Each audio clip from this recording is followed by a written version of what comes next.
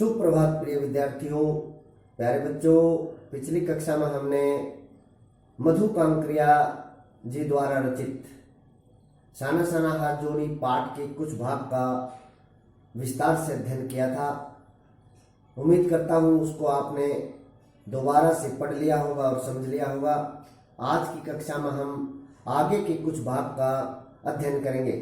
आप सब ध्यान से समझें।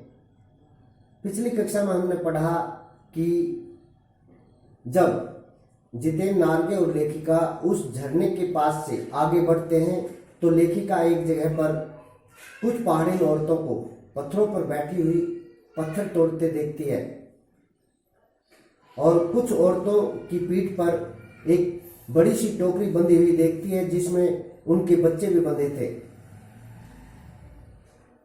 दोनों काम एक साथ करते देख करके लेखिका हैरान रह जाती है।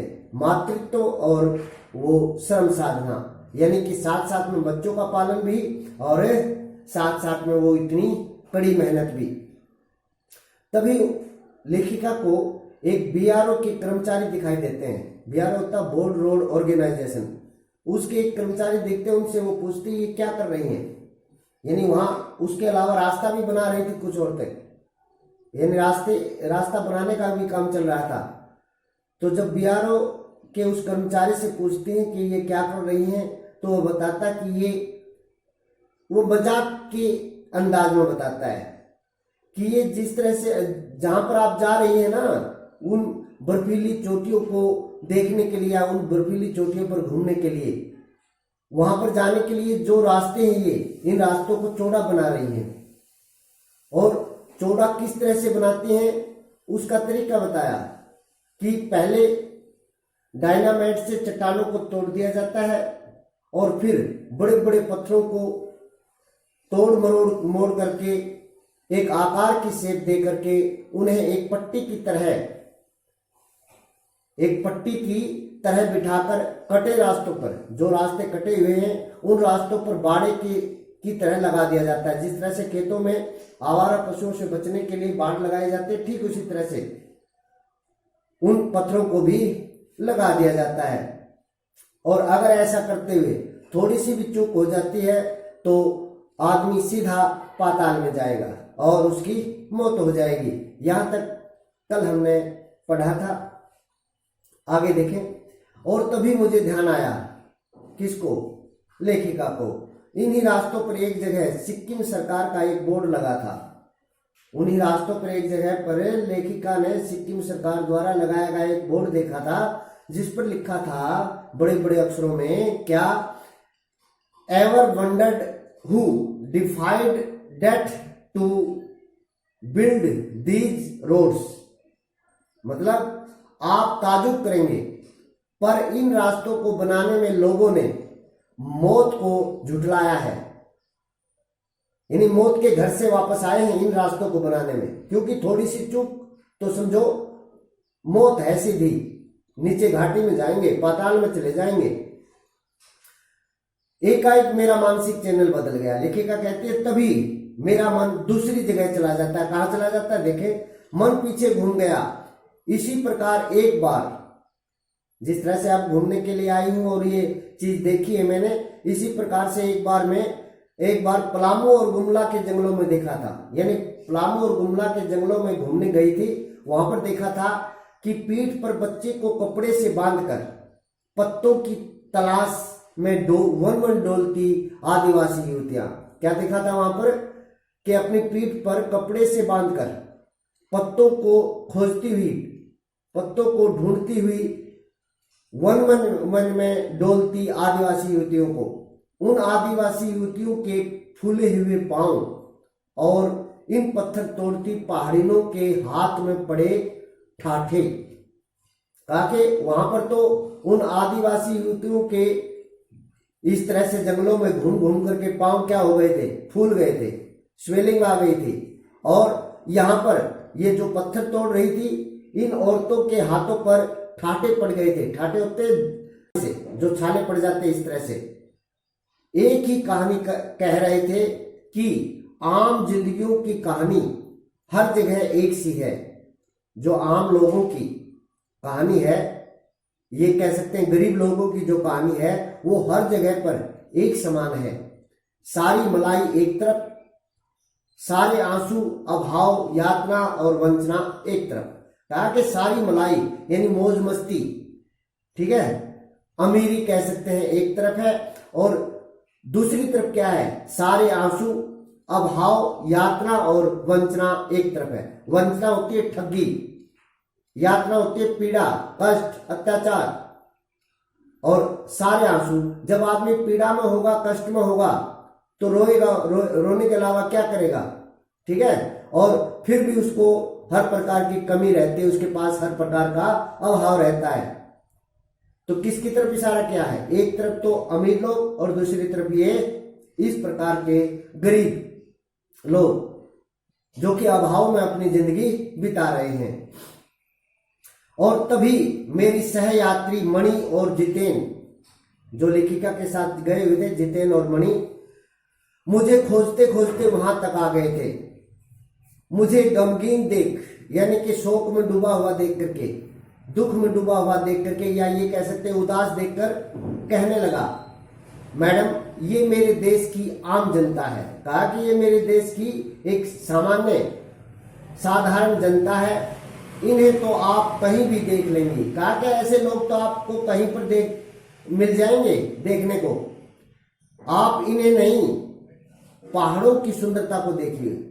कहा कि आप, ये तो आम आदमी है, गरीब लोग हैं, ठीक है, मजदूरी कर रहे हैं और अपनी जिंदगी को बिता रहे हैं किसी न किसी तरह से, और ऐसे तो यहाँ नहीं है, कहीं पर भी मिल जाएंगे आपको देखने के लिए। आप जो चीज देखने आई हैं, क्या देखने आए हैं, पहाड़ों की सुंदरता को। कहा कि उन पहाड़ों की सुंदरता को देख लीजिए जिसके लिए आप इतने पैसे खर्च करके आई हैं। कहा कि आप जिसके लिए इतने पैसे खर्च करके आई हैं वो चीज देखिए, ये तो आपको और कहीं भी मिल जाएंगे। ये देश की आम जनता ही नहीं, जीवन के प्रति संतुलन भी है। क्या कहा, कहा कि ये देश की आम जनता ही नहीं है, ये एक संतुलन भी है। अगर सभी अमीर हो जाएंगे तो भी नहीं चलेगा, सभी गरीब बन गए तो भी काम नहीं चल सकता। तो इसलिए गरीबी और अमीरी दोनों जरूरी है जीवन में संतुलन बनाए रखने के लिए, बैलेंस बनाए रखने के लिए। ये वेस्ट एट रिपेइंग है, ये वेस्ट एट रिपेइंग है, यानी कि क्या करती हैं, मेहनत ज्यादा करती हैं और लाभ कम लेती हैं। यानी कि मेहनत तो ये बहुत कुछ करती हैं, बहुत ज्यादा करती हैं, लेकिन उसके बदले में इनको मिलता बहुत कम है। कितना कम लेकर ये समाज को कितना अधिक वापस लौटा देते हैं। कहा कि समाज इनको देता ही क्या है, बहुत कम देता है, और उसके बदले में इनसे काम बहुत ज्यादा लेता है। मन ही मन सोचा मैंने, किसने सोचा ये बात, किसने सोची ये बात, लेखिका ने। हम वापस जीप की ओर मुड़ने लगे कि तभी मैंने देखा वे श्रम सुंदरियां, यानी कि वे मेहनत करने वाली युवतियां, सुंदरियां किसी बात पर इस कदर, इस तरीके से खिलखिलाकर हंस पड़ी थी, हंसने लग गई थी कि जीवन लहरा उठा था। कहा कि वो मेहनत करने वाली सुंदर युवतियां इस तरह से ठहाका लगा करके हंसने लग रही थी कि पूरा का पूरा जीवन लहरा उठा था, यानी खुशियों से भर गया था। और वह सारा खंडहर, जो भी वहां टूटे फूटे पत्थर पड़े थे, जो भी अवशेष थे, वो सारा खंडहर किसमें बदल गया, ताजमहल बन गया था। किसके कारण, उन मजदूरी करने वाली सुंदर युवतियों की हंसी के कारण। हम लगातार ऊंचाइयों पर चढ़ते जा रहे थे। जितेन बता रहा था, अब हम हर मोड़ पर हेयर पिन बेंट लेंगे और तेजी से ऊंचाई पर चढ़ते जाएंगे। लेखिका बताती है, जैसे जैसे हम ऊंचाई पर चढ़ते जा रहे थे तो जितेन हमें बता रहा था या बताता जा रहा था कि अब हम मोड़ पर हेयर पिन बेंट लेंगे और तेजी से ऊंचाई पर चढ़ेंगे। हेयर पिन बेंट के ठीक पहले एक पड़ाव पर देखा 7-8 वर्ष की उम्र के ढेर सारे बच्चे, 7-8 साल की उम्र के ढेर सारे पहाड़ी बच्चे स्कूल से लौट रहे थे, वापस आ रहे थे और हमसे लिफ्ट मांग रहे थे। जितेंद्र ने बताया हर दिन 3-3.5 किलोमीटर की पहाड़ी ऊंचाई चढ़कर या पहाड़ी चढ़ाई चढ़कर ये बच्चे स्कूल जाते हैं।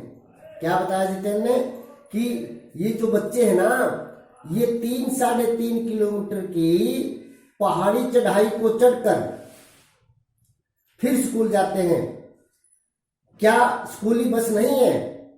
अब जितेंद्र की साथी थी मणि, उसने पूछा क्या इनके लिए स्कूली बस नहीं है, और साथ में हैरान सी भी रही। मणि के पूछने पर जितेंद्र हंस पड़ा। मैडम, यह मैदानी नहीं पहाड़ी इलाका है। कहा कि मैदानी इलाका नहीं है, ये तो पहाड़ी एरिया है, पहाड़ी इलाका है। मैदान की तरह यहाँ कोई भी आपको चिकना वर्बीला नहीं मिलेगा। कहा कि मैदानी भाग की तरह यहाँ पर आपको कोई भी चिकना और मोटा यानी बड़े हुए पेट वाला नहीं मिलेगा। यहाँ जीवन कठोर है। कहा कि यहाँ का जीवन बड़ा ही मुश्किल है। नीचे तराई में ले देकर एक ही स्कूल है, दूर दूर से बच्चे उसी स्कूल में जाते हैं और सिर्फ पढ़ते ही नहीं। कहा कि केवल उस स्कूल में जाकर के पढ़ते ही नहीं है, बल्कि घर आकर के क्या क्या करते हैं। इनमें से अधिकांश बच्चे शाम के समय अपनी माओं के साथ यानी अपने माता पिता के साथ कह सकते हैं या अपनी माता के साथ मवेशियों को चराते हैं, पशुओं को चराते हैं, पानी भरते हैं, जंगल से लकड़ियों के भारी भारी गट्ठर ढोते हैं। इन्हें लकड़ी भी ढोते हैं जंगल से। खुद मैंने भी ढोए थे। कहा कि क्योंकि जितेंद्र नार्गे भी वहीं पहाड़ी एरिया का था, यानी पहाड़ी क्षेत्र में रहने वाला था, इसलिए वह बताता है केवल ये बच्चे नहीं ढो रहे हैं, मैंने भी ढोए हैं। खतरा अब धीरे धीरे बढ़ने लगा था। अब जैसे जैसे ऊंचाई पर जा रहे थे तो खतरा बढ़ता जा रहा था। क्यों? क्योंकि जो रास्ते थे पहले चौड़े थे, लेकिन आगे जैसे जैसे ऊंचाई पर जा रहे थे तो रास्ते कम चौड़े होते जा रहे थे, रास्ते और भी संकरे होते जा रहे थे, यानी भीड़े होते जा रहे थे। कई बार लगता जैसे रास्तों को इंच टेप के साथ नाप कर एक जीप जितना ही चौड़ा बनाया गया है। कई बार तो ऐसा महसूस होता कि इंच टेप लेकर के और जीप को नाप कर केवल जीप जितना ही है चौड़ा रोड बनाया गया है या चौड़ा रास्ता बनाया गया है कि संतुलन बिगड़े, थोड़ा सा भी बैलेंस बिगड़े, इंच भर भी जीप इधर उधर खिसके, थोड़ी सी अगर इधर उधर हो जाए तो हम सीधे घाटियों में। कहा अगर थोड़ा सा भी बैलेंस बिगड़ जाए, संतुलन बिगड़ जाए ड्राइवर का और जीप थोड़ी भी इधर उधर हो जाए तो हम सीधे घाटी में जा सकते थे। इन रास्तों पर जगह जगह लिखी चेतावनियां भी हमें खतरों के प्रति सजग कर रही थी। कहा कि इन रास्तों पर जगह जगह पर चेतावनी लिखी हुई थी, ठीक है। वो चेतावनी पढ़कर भी हम सावधान हो रहे थे, अलर्ट हो रहे थे। सामने ही लिखा था, क्या लिखा था? धीरे चलाएं, घर में बच्चे आपका इंतजार कर रहे हैं। क्या लिखा हुआ था बेटे? कि गाड़ी धीरे चलाएं क्योंकि यहाँ कोई भी दुर्घटना घट सकती है और घर में आपका बच्चे इंतजार कर रहे हैं, ऐसा लिखा हुआ था। आज की कक्षा में केवल इतना ही पढ़ेंगे, बाकी का भाग अगली कक्षा में पढ़ा जाएगा। आपको जितना मैंने समझाया है, पढ़ाया है, उतना दोबारा से पढ़ना है और समझना है। धन्यवाद।